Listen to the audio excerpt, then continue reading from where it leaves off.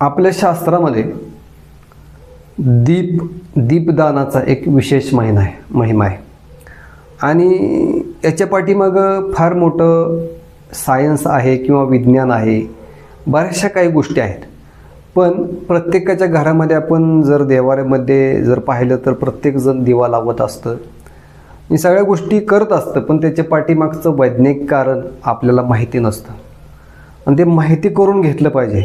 जोपर्यंत ते तुम्हाला होत नाही तोपर्यंत त्याचा लाभ तुम्हाला कसा झाला आहे न झाला आहे हे कसं कळणार. दीपदान पूर्वीच्या काळी, पूर्वी म्हणजे थोड्या एक 10-15 वर्षाच्या अगोदरच्या काळामध्ये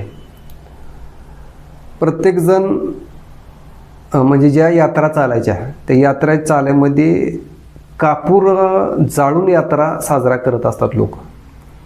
त्याच्या पाठीमागचं कारण काय आहे?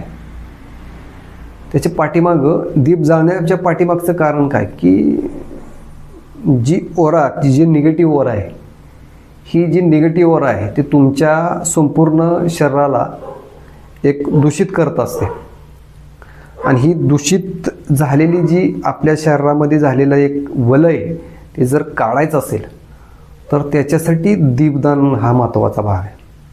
हे जे दीपदान केलं जातं ते तुमच्या घरातील पूर्ण नैराश्य काढण्यासाठी केलं जातं. कारण की निगेटिव्हिटी जो असा विषय आहे ही या आगीला भेट असते. जी नकारात्मक ऊर्जा असते ही या आगीला भेट असते, म्हणजे त्यांना ते सहन होत नाही. कारण आग अशी आहे की ती सगळं भस्मसात करते. म्हणून घरामध्ये ज्यावेळेस आपण अग्नी पेटवत असतो त्यावेळेस अशी नकारात्मक ऊर्जा राहत नाही. म्हणजे म्हणून आपल्या शास्त्रामध्ये धूप करा, दीप लावा, अगरबत्ती लावा. अगरबत्ती तर आता सध्या तुम्ही वापरूच नाही कारण की पूर्ण केमिकल युक्त झालेले आहे. पण याच्या पाठीमागचा उद्देश की तुम्ही दीपदान केलं पाहिजे. दीपदानानं तुमच्या नकारात्मक ऊर्जेला सकारात्मक बनवण्याची ताकद आहे दीपदानामध्ये. म्हणून तुम्ही तुमच्या घरामध्ये अवश्य दीपदान केलं पाहिजे की त्याचा फायदा तुमच्या घरातील नकारात्मक ऊर्जा बाहेर काढण्यासाठी होतो. रामकृष्ण हरी.